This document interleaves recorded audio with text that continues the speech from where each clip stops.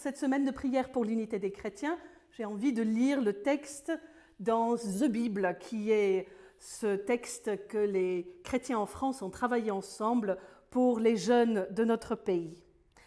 Dans la lettre aux Corinthiens, au chapitre 15, les versets 55 à 58. « Mort, où est ta victoire? Mort, où est ton pouvoir de tuer?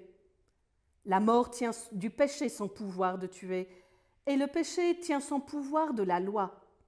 Mais loué soit Dieu qui nous donne la victoire par notre Seigneur Jésus-Christ.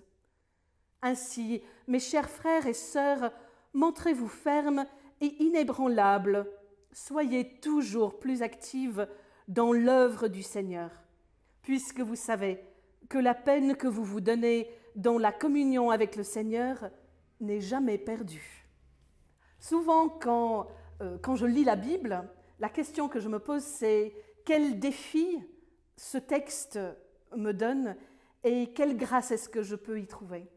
Et dans ce texte des Corinthiens, je trouve la grâce dans la personne de Paul, de l'apôtre Paul.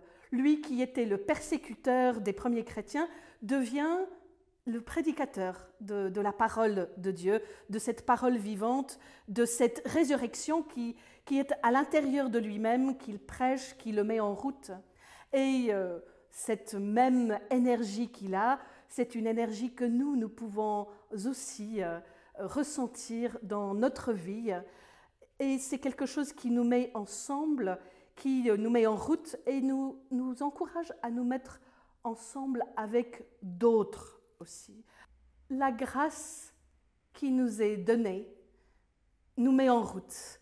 Cette grâce qui nous est donnée nous met en route les uns vers les autres et nous met en route aussi vers nos concitoyens, là où nous sommes, partout dans le monde.